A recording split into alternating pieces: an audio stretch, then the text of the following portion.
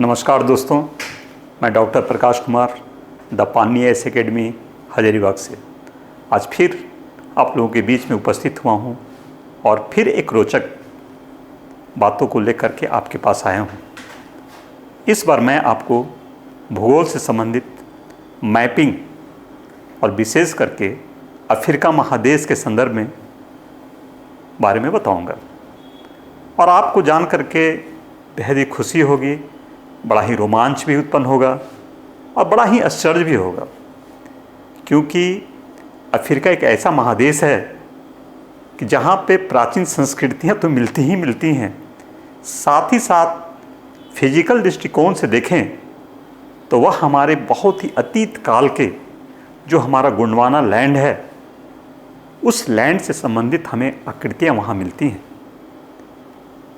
अगर विश्व में कहा जाए, अगर आज हम लोग इंडिया के झारखंड के हजारीबाग में आज हम खड़े होकर की बात कर रहे हैं, तो अगर आपसे कोई बोले कि हमें 50 साल आगे ले जाइए टाइम मशीन की तरह, तो मैं आपको टाइम मशीन तो मैं बनाया नहीं, ना ही बना है, लोग लगे हुए हैं, लेकिन मैं आपको एक यात्रा ज़रूर करवा सकता हूँ।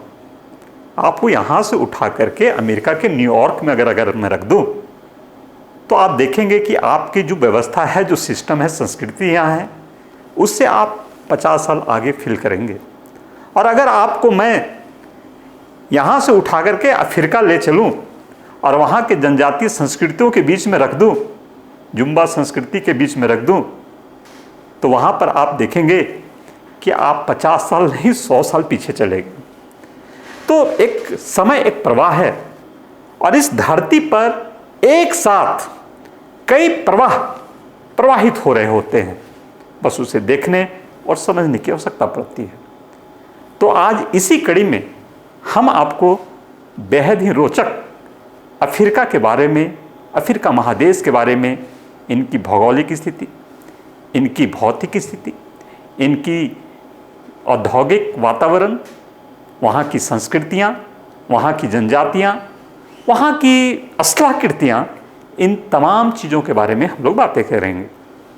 लेकिन अफ्रीका आने से पहले मैं आपको अफ्रीका में हम कैसे पहुँचेंगे, पहले एक पूरा इंट्रोडक्शन आपको हम देना चाहते हैं, ताकि रोचकता आपकी बनी रहे, आप कंटिन्यू देखते रहें, आप देखिए, समझिएगा। सबसे पहले मैं यूनिवर्स से शुरू करता हूँ और वहाँ से मैं आपको अफ्रीका आपको ले चलता हूँ। सबसे पहले हम जो ये पूरा ब्रह्मांड है, यूनिवर्स है, उस यूनिवर्स के बारे में आप परिकल्पना करें। वैज्ञानिकों का कहना है और लोगों का कहना है कि ब्रह्मांड का अंत कहाँ है और शुरुआत कहाँ है, आज तक कोई भी जान नहीं सका है। और ब्रह्मांड कितना बड़ा है, इसके बारे में मैं यहाँ पे 2 चीज़ें मैं आपको बोलना चाहता हूँ। सबसे पहले ब्रह्मांड में किसे शामिल किया जाता है, तो ब्रह्मांड में विशालकाय मंदाकिनियों से लेकर के, अर्थात गैलेक्सी से लेकर के सूक्ष्मतम कण तक, जो हवा में उड़ रहा सूक्ष्मतम कण है, वो विजिबल है, नॉन विजिबल है, उन सारे चीज़ों को सम्मिलित रूप से यूनिवर्स का अंग कहा जाता है, ब्रह्मांड का अंग कहा जाता है। और ब्रह्मांड संबंधी, ब्रह्मांड की उत्पत्ति कैसे हुई, बड़ा ही एक ऐसा मेटाफिजिक्स है, एक ऐसी दुनिया है जिसे आज तक कोई भी इस गुत्थी को सुलझा नहीं सका है। यद्यपि इसकी गुत्थियों को सुलझाने के लिए लोग लगे हुए हैं कि आखिर ब्रह्मांड का निर्माण कैसे हुआ। ब्रह्मांड के निर्माण से संबंधित जो है बहुत सारे विचार हमारे भूगोलवेत्ताओं ने दिया। उसमें से कुछ महत्वपूर्ण विचार सामने आते हैं। 3 विचार हैं जो बहुत ही प्रमुख हैं। उसमें से एक आते हैं आपका महाविस्फोट सिद्धांत, जिसे बिग बैंग थ्योरी भी इंग्लिश में कहते हैं। एब जॉर्ज लेमेंतर महोदय ने इस थ्योरी को दिया। दूसरा विचार आता है ब्रह्मांड के उत्पत्ति के संदर्भ में सतत सृष्टि सिद्धांत, जिसे थॉमस गोल्ड महोदय ने दिया। और तीसरा आता है दोलन सिद्धांत, जिसे डॉक्टर एलन संडेज महोदय ने दिया। जब आप ब्रह्मांड को जब आप देख रहे हैं, अभी मैं यहाँ उनके थ्योरी पर मैं बात नहीं करना चाहता, क्योंकि मेरा मुख्य विषय वस्तु जो है वो अफ्रीका है। कभी किसी और क्लासेज में मैं यूनिवर्स के संदर्भ में बहुत सारी बातें हम करेंगे, उसमें भी बहुत ही रोचक बातें हैं। यहाँ पर मैं अफ्रीका, मुझे जाना है तो अफ्रीका जाना है, तो मैं पहले ब्रह्मांड से शुरू करता हूँ। ब्रह्मांड में अगर हम ये देखते हैं तो अब देखिए कि ब्रह्मांड जो है वह ब्रह्मांड में अनंत गैलेक्सियां हैं, अनंत गैलेक्सी है। कितने गैलेक्सी हैं ये तो खुद भी वैज्ञानिक लोग स्तब्ध हैं।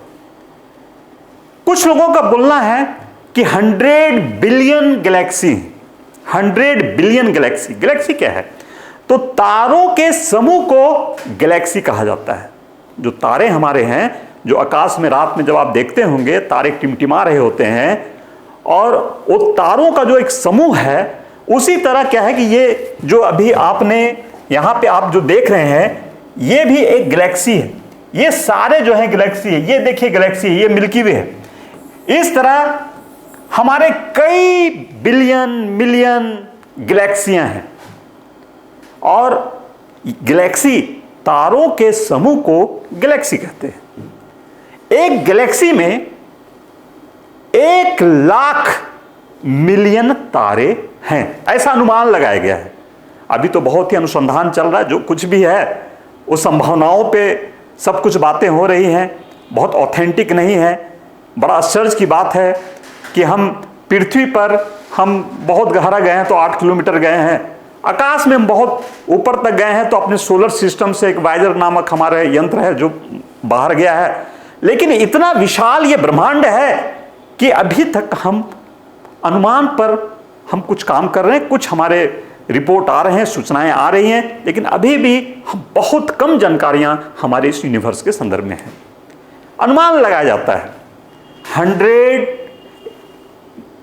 मिलियन से भी ज्यादा तारों के समूह हमारे एक गैलेक्सी में होते हैं। कई गैलेक्सियां हैं, कई गैलेक्सियां हैं, जैसे स्कल्प्टर सिस्टम है, ड्रेको सिस्टम है, उर्सा माइनर सिस्टम है, मिल्की वे है। हम लोग जिस गैलेक्सी में रहते हैं उसका नाम है मिल्की वे या दुग्ध मेखला या आकाश गंगा।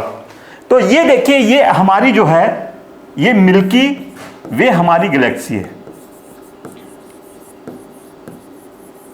और इस गैलेक्सी में जो हम तारे जो दिखाई देते हैं, ये तारे जो दिखाई, जो लग रहा है कि बहुत नजदीक नजदीक है, एकदम बिल्कुल ऐसा लग रहा है कि एकदम बहुत ही पास है, वास्तव में एक तारा और दूसरे तारे के बीच में करोड़ों किलोमीटर की दूरी होती है, करोड़ों किलोमीटर की दूरी होती है। हम किस गैलेक्सी में रहते हैं? तो हम जो है कि मिल्की वे गैलेक्सी में रहते हैं। पहली बात कि हमारा ब्रह्मांड है, अनुमान लगाया गया है कि 100 बिलियन गैलेक्सियां हमारी हैं। गैलेक्सी में 1 मिलियन तारे, 1 मिलियन का मतलब होता है 10 लाख तारे, मतलब 10 lakh, 1 million equal to 10 lakh, तो 10 लाख। और हमारे, और एक गैलेक्सी में 1 लाख मिलियन तारे हमारे उसमें हैं, और तारों के समूह को गैलेक्सी कहते हैं। अब समझिए कि जो हमारा जो है कि जो सूर्य है, सूर्य भी एक तारा है, और सूर्य के अलावा जो हमारा जो दूसरा निकटतम तारा है उसका नाम है प्रोक्सिमा सेंचुरी। बड़ा ही आश्चर्य आपको लग रहा होगा। सूर्य से पृथ्वी तक रोशनी को आने में 8 मिनट 18 सेकेंड लगभग लगता है। 3 लाख किलोमीटर पर सेकेंड की गति से प्रकाश का वेग है, और उस वेग से जब वहां से सूर्य की किरणें चलती हैं तो पृथ्वी तक आने में 8.18 मिनट लगता है। तो आप समझिए इस स्पीड से चलता है तो लगभग जो है कि सूरज और सूर्य से दूरी है हमारी यहां पे पृथ्वी, ये पृथ्वी यहां तक की दूरी लगभग जो है 14.96 करोड़ किलोमीटर हमारा है। और लाइट का स्पीड कितना है तो 9.46 इंटू 10⁻15 मीटर हमारा जो स्पीड है, मतलब 3 लाख किलोमीटर हमारा जो है कि लगभग स्पीड है, नहीं 3 लाख किलोमीटर। और एक साल में जो दूरी तय करता है उसे प्रकाश वर्ष कहते हैं। और ये हमारा जो है ये प्रकाश वर्ष कहलाता है, ये प्रकाश वर्ष का हमारा जो है कि वो डाटा है। अब सूर्य हमारा निकटतम तारा है, पृथ्वी से निकटतम तारा जो है वह सूर्य है।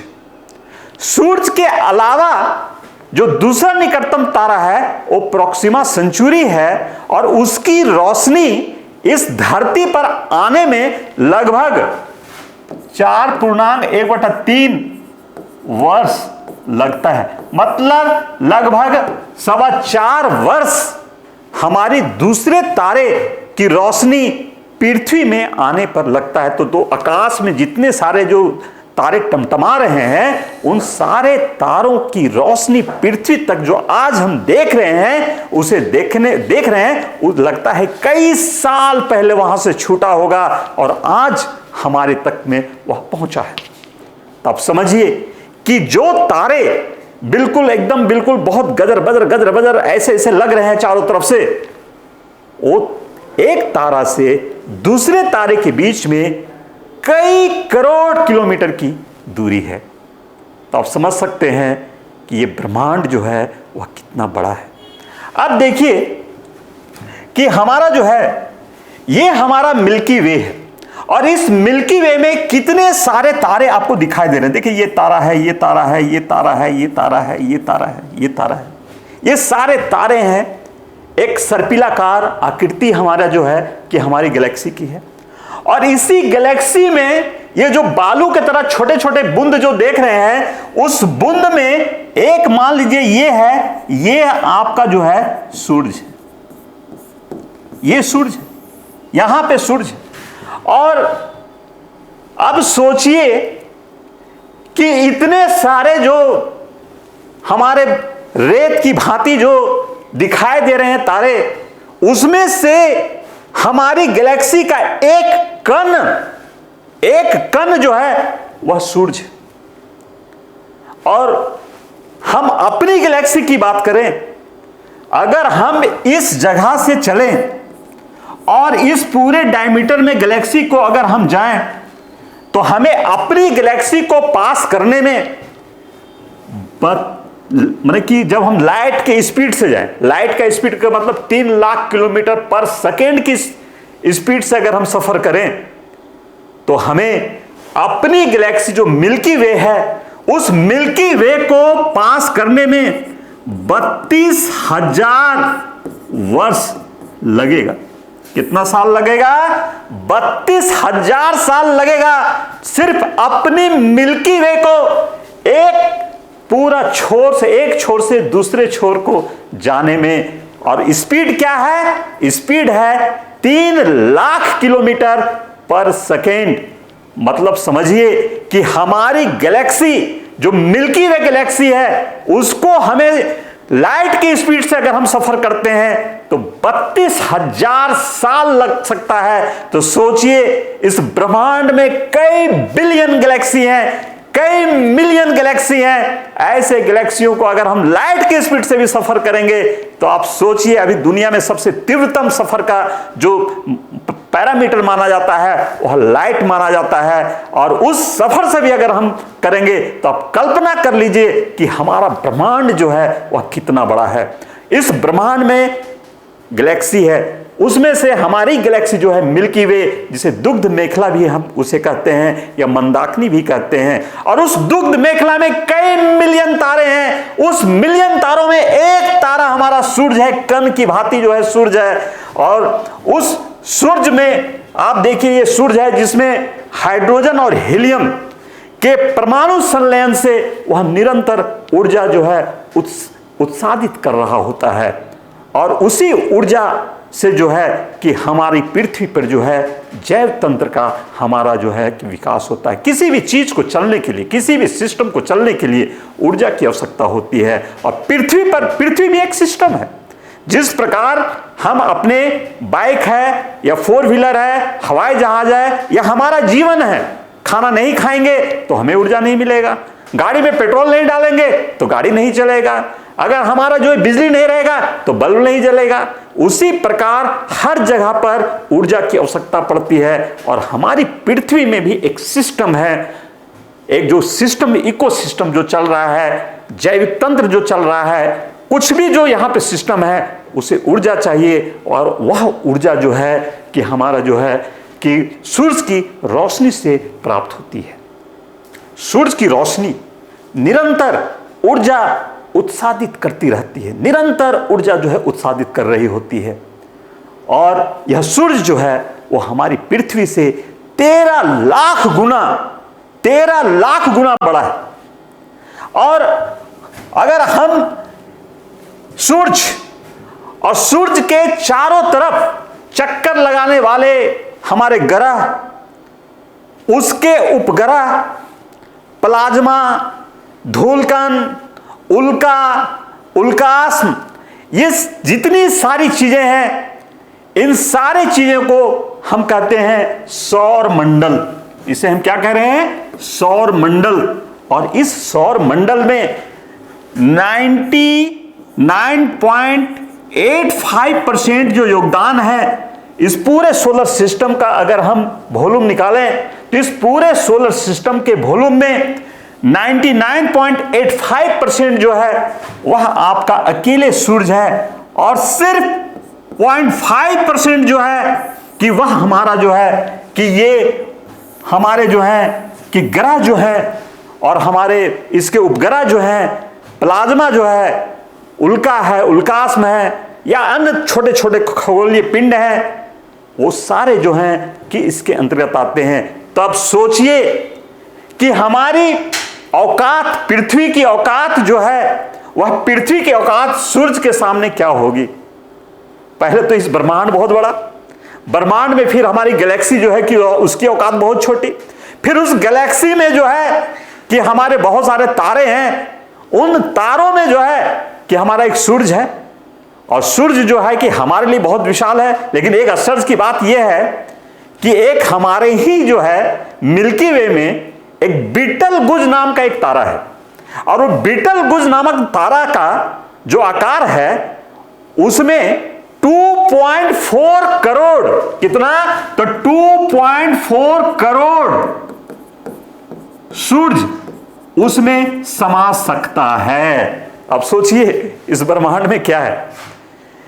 बीटलगुज नामक तारे में 2.4 करोड़ सूरज उसमें जाके घुस जाएगा और सूरज पता नहीं चलेगा कि कहां पर जो है कि हमारा सूरज है उसमें। तो बीटलगुज एक विशालकाय तारा है। तो सोचिए कि जिस सूरज को हम बड़ा प्रतापी मानते हैं, गर्मी में हमारा पसीना छुड़ा देता है और पृथ्वी से 13 लाख गुना बड़ा है, तो उस बीटलगुज के संदर्भ में देखिए तो तारे की औकात जो है वो चूहे के तरह है। और सूरज की औकात चूहे के तरह है। और सूरज के सामने हमारी पृथ्वी, उसकी औकात फिर चूहे की तरह है। और पृथ्वी को अगर हम फिर जब आगे बढ़ते हैं तो हमारी पृथ्वी जो है 7 महादेश जो है हमारी पृथ्वी पर हम जो है कि उसको हम लोग ऑब्जर्व करते हैं। अब देखिए 7 महादेश और हमारे 4 महासागर।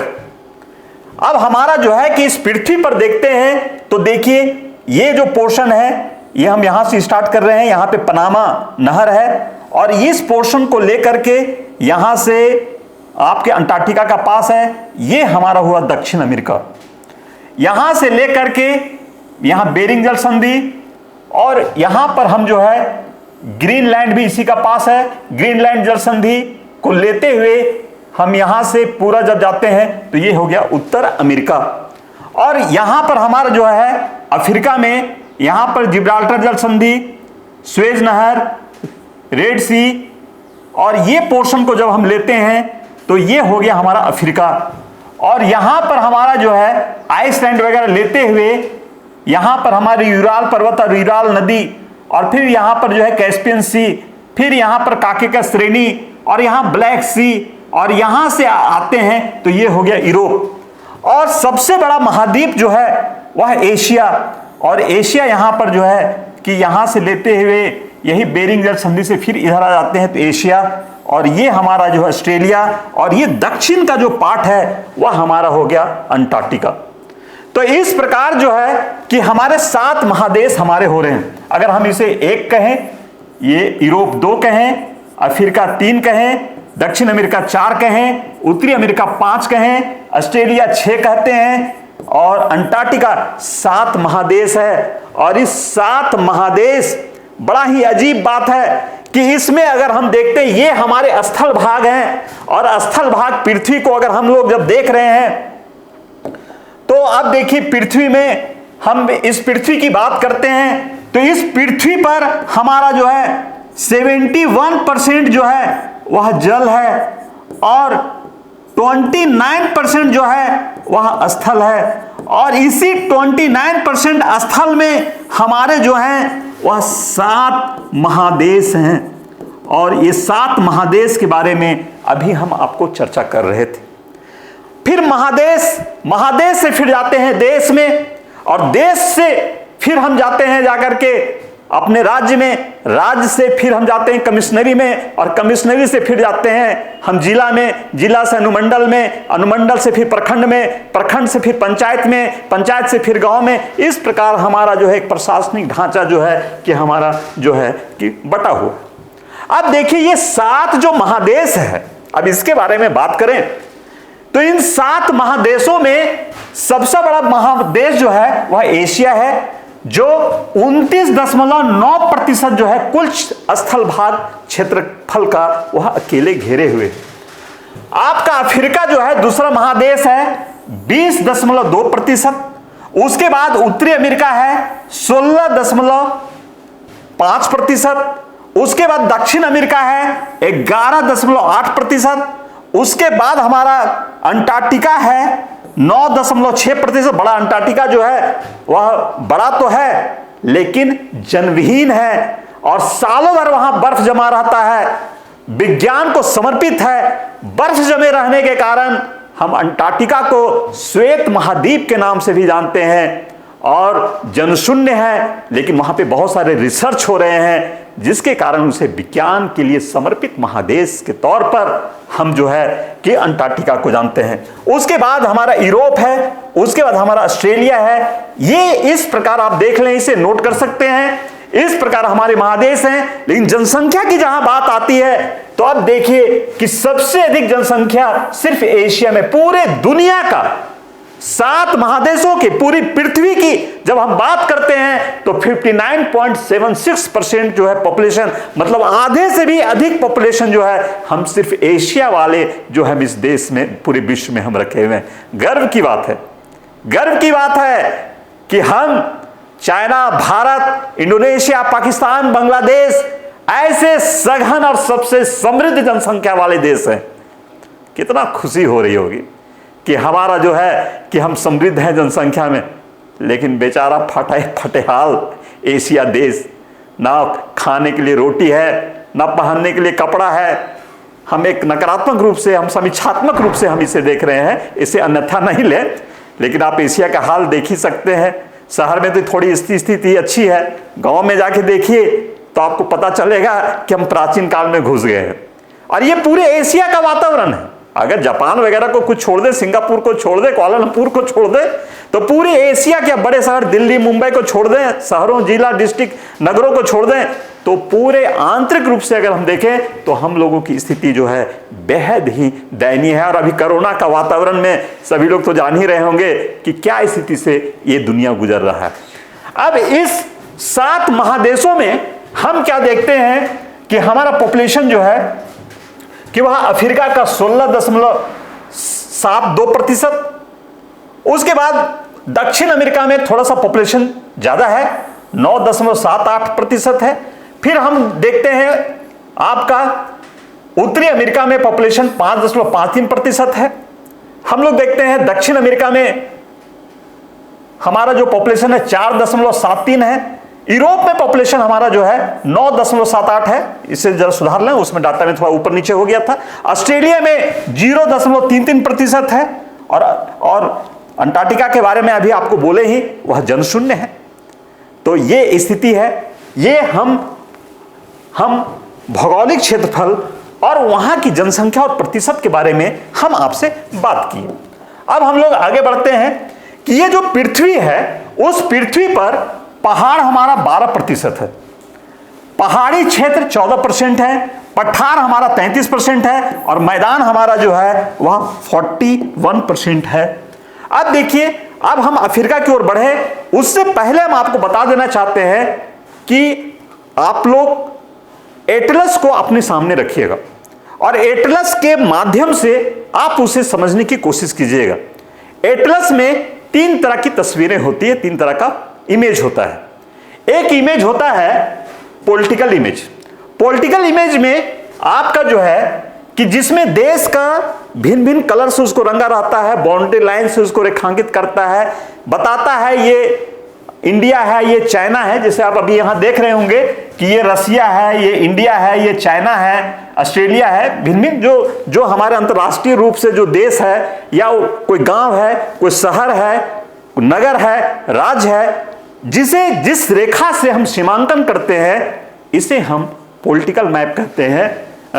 As a we show different the countries administration, cities, town and village etcetera, that is called political map. दूसरा हमारा जो है फिजिकल मैप है। We show the different physical feature shows as the mountain, river, plain, plateau etcetera, that is called physical map. और एक तीसरा map भी है थेमेटिकल मैप। इसमें क्या होता है कि वर्षा की मात्रा, जंगल इत्यादि के फीचर्स जहां बताए जाते हैं। We show the detail of a certain themes such as a rainfall, forest, soil, weather, roads, etc. that is called thematical map. तो इस प्रकार हमारे जो है 3 मैप हैं और इन तीनों मैप के माध्यम से भी ज्योग्राफी को सीखा जा सकता है।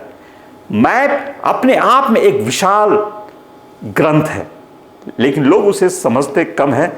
लेकिन मैं आपको यहां पे समझाऊंगा कि मैप के माध्यम से कैसे पूरे ज्योग्राफी को सीखा जा सकता है। बहुत ही इंटरेस्टिंग है।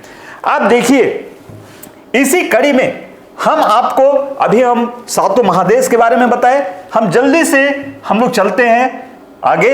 एक बीच में एक और प्रसंग हमारा यहां पर आ रहा है कि विश्व में सबसे ज्यादा जनसंख्या, जो अभी हमारे पास एक रिपोर्ट आया था, प्रत्येक साल UN department of economic social affair प्रत्येक 2 साल में एक सर्वेक्षण करती है।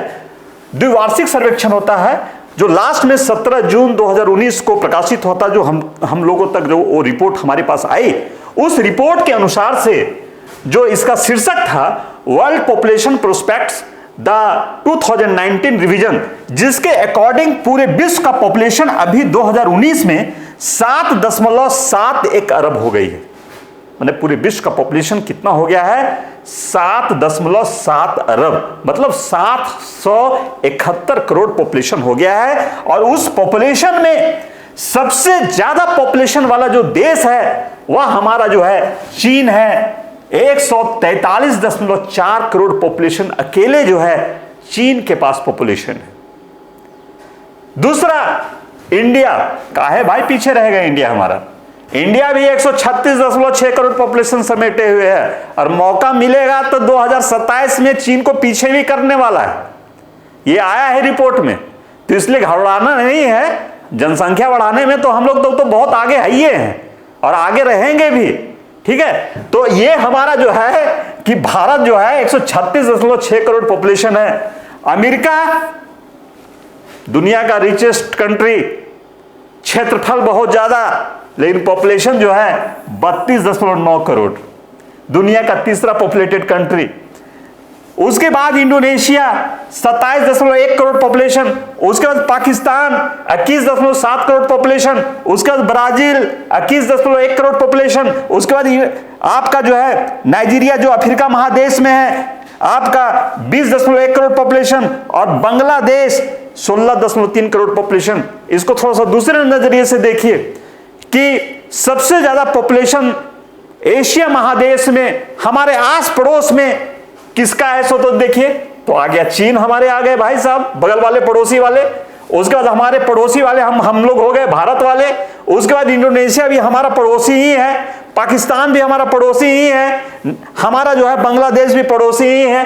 तो एक प्रकार से देखिए टॉप 8 सर्वाधिक पॉपुलेशन वाले कंट्री पर बात हम करते हैं तो 1 2 3 4 5 को पड़ोसी हम ही लोग हैं। पूरा विश्व का भार तो हम ही लोग संभाले हुए हैं। कितना गर्व की बात है। पॉपुलेशन बढ़ाने में तो हम लोग तो समझिए कि दुनिया को पिछाड़ देंगे। अरे नोबेल अवार्ड तो हम नहीं ले सकते, कोई बात नहीं। साइंस टेक में बहुत हम खोज नहीं कर सकते, कोई बात नहीं। जनसंख्या तो बढ़ा सकते हैं ना, क्या जनसंख्या बढ़ा करके बेरोजगारी को तो बढ़ा सकते हैं ना। तो हम लोग यही कर रहे हैं। तो हमें समझना पड़ेगा कि हम अपने आप को विकास करना है तो जनसंख्या पर नियंत्रण करना आवश्यक होगा। इस पर भी एक टॉपिक होगा जबरदस्त मेरा कि जनसंख्या किस प्रकार से हमारे सोशल और इकोनॉमिक इंडिकेटर के तौर पर काम करता है। इस पर भी वैज्ञानिक दृष्टिकोण से हम लोग जो है कि चर्चा कभी हम करेंगे। अब हम लोग फिर से आगे पहुंचते हैं, जो टॉपिक है विषय से विषयांतर नहीं हो। हम लोग जो है अब इस 7 महादेशों में सबसे पहले शुरुआत जो श्री गणेश करने जा रहे हैं वो हम अफ्रीका महादेश से करने जा रहे हैं। अफ्रीका महादेश जो है वह विश्व का दूसरा सबसे बड़ा महादेश जो है वह हमारा अफ्रीका महादेश है।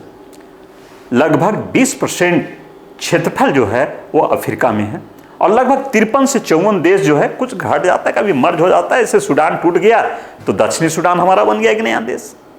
तो हमारा जो है कि हमारा ये अफ्रीका है और अफ्रीका के हमने 2 मैप को आपके सामने हमने रखा है।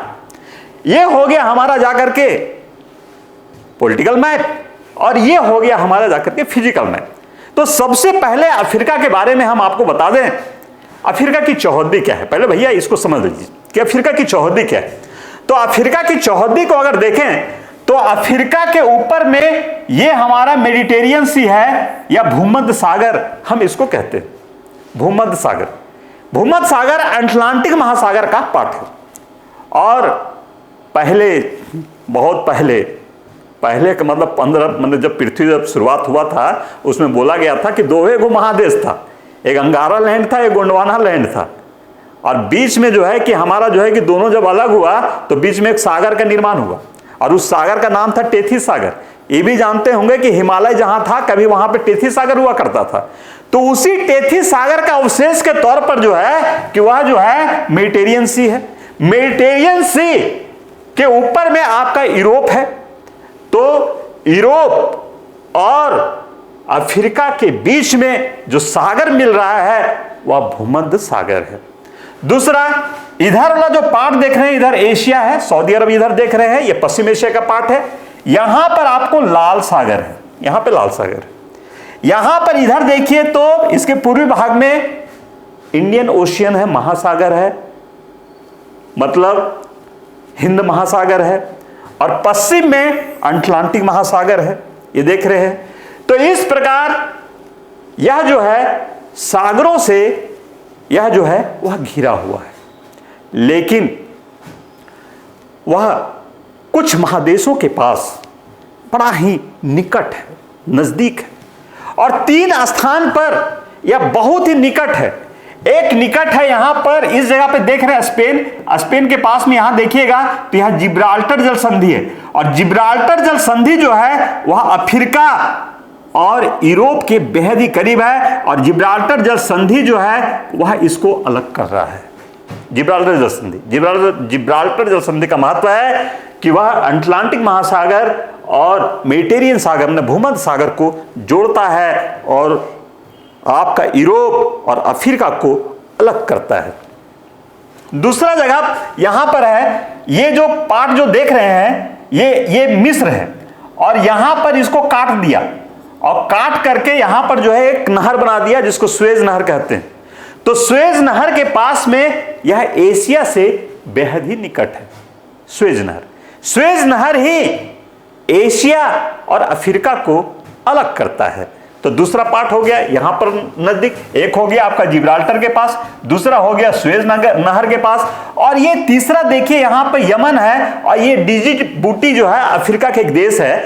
यहां पर एक जो दोनों के बीच में जो संधि है जिसको बोलते हैं बाब अल मंदेव, यहां पर आप देखिएगा एटलस में, तो बाब अल मंदेव, और बाब अल मंदेव जो है गल्फ ऑफ अडेन जो यमन के नीचे में है, और रेड सी, ये दोनों को जोड़ता है और एशिया से अलग करता है। इस प्रकार अफ्रीका और यूरेशिया का मतलब हो गया यूरोप और एशिया, तीन स्थानों पर अफ्रीका जो है वह बेहद ही निकट है, यूरेशिया के पास में निकट है। तीन स्थानों की हमने चर्चा किया। एक चर्चा किया जिब्राल्टर जल संधि के जगह पर, जो जिब्राल्टर जल संधि देशों के रूप में अगर हम बात करें तो स्पेन और मोरक्को के बीच में है। दूसरा हमारा जो है सुएज नहर जो है कि हमारा मिस्र में है। और तीसरा हमने बात किया आपको जाकर के बाब अल मंदेव। तो तीन जगह पर यूरेशिया, मतलब यूरोप और एशिया को मिला करके यूरेशिया कहते हैं। तो तीन जगह पर यह जो है कि वह आपका बहुत ही निकट है। अफ्रीका महादेश एक ऐसा महादेश है कि वह पृथ्वी के एकदम समझिए विषुवत रेखा के बीचों बीच में, और विषुवत रेखा देखिए यहां इसके एकदम बिल्कुल बीचों बीच से गुजरता है, बीचों बीच से। ये 0 डिग्री है, अगर आप समझ रहे हैं तो ये 0 डिग्री है। और इसके ऊपर में आपका जो है कि ट्रॉपिक ऑफ कैंसर गुजर रहा है। ये देखिए यहां से आपको ट्रॉपिक ऑफ कैंसर गुजरता है, 23.5 डिग्री जो है नॉर्थ जो है गुजर रहा है। और दक्षिण में आपका यहां पर जो है कि आपका लगभग देखिए इस जगह से आपका गुजर रहा है ट्रॉपिक ऑफ कैप्रिकॉर्न, माने कि यहां पर आपका जो है कर्क रेखा है, ये विषुवत रेखा है, ये मकर रेखा है। तो अफ्रीका महादेश एक ऐसा देश है जहां से 3 बृहद वृत्त जो है वो गुजरते हैं, और ये बिल्कुल हमारे बीच में है। और सूरज की लंबवत किरणें जो है इसी के बीच में, आप जब ज्योग्राफी थोड़ा जान रहे होंगे तो सूरज की लंबवत किरणें इसी 23.5 डिग्री नॉर्थ और 23.5 डिग्री जो है वह दक्षिण के बीच में है। तो इसके ही बीच में जो है कि हमारा अफ्रीका है, और ये वाला पेटी हमारा जो है डोल्ड्रम की पेटी है। तो इस स्थान पर हमारी भारी वर्षा हमारी होती है। तो इस जगह पर हमारी विषुवतीय वर्षा होती है। खैर विषुवतीय वर्षा वो सारी चीजें हम लोग बाद में आएंगे, पहले अफ्रीका के बारे में और सारे इंटरेस्टिंग फिजिकल चीजें जो है उसे हम बता दें। अफ्रीका महादेश हमने आपको बताया था कि एक बहुत ही प्राचीन भूखंड है। पुनः यहाँ पर कई प्राचीन संस्कृतियों का अस्तित्व आज भी हमें देखने के लिए मिलता है, लेकिन हम एक एक करके हम यहाँ पर बात करेंगे। अफ्रीका जो है वो अफर शब्द से बना है, और अफर का मतलब होता है धूल और मिट्टी। शुरुआत में ट्यूनीशिया, ये देखिए इस जगह पर आपका ट्यूनीशिया है, ये कंट्री है ट्यूनीशिया। प्रारंभ में ट्यूनीशिया को अफ्रीका कहा जाता था, लेकिन धीरे धीरे पूरे विश्व नहीं कहें, पूरे अफ्रीका के लिए जो है वह अफ्रीका शब्द का जो है प्रयोग होने लगा। प्राचीन भूखंड है, प्राचीन भूखंड होने के कारण यहाँ पर कई हमारे जो है कुछ पर्वत भी हैं, कुछ हमारे फोल्ड माउंटेन है। तो यहाँ पर अगर आप देखिएगा इस जगह पर, ये मोरक्को ये वाला जो देख रहे हैं, यहाँ पर हमारा एटलस पर्वत है, और इस जगह पर आपका जो है ड्रेकेंसबर्ग पर्वत है। ये दो हमारे पर्वत है। और तीसरा हमारा जो है केनिया में किलिमंजारो पर्वत है। ये केनिया जो देख रहे हैं इसी जगह पर जो है कि केनिया तंजानिया के पास में आपका जो है किलिमंजारो, ये देखिए ये किलिमंजारो पर्वत यहाँ पर आपका है। तो ये हमारा ज्वालामुखी से बना हुआ पर्वत है। ये हमारा जो है फोल्ड माउंटेन है। फोल्ड माउंटेन माने कि जब दो टकराता है, जब हमारे दो भूखंड टकराते हैं, प्लेट टकराते हैं, तो वह मुड़ जाता है। तो ये मुड़ करके हमारा बना। साथ ही साथ कई हमारे जो है कि अफ्रीका में पठार है, प्राचीन भूखंड है तो पठार भी मिलते हैं, जैसे अल्जीरिया में होगर का पठार यहां पर आप देख लीजिए। आपका जो है चाड में तिबेस्ती का पठार आपको यहां पे मिल जाएगा।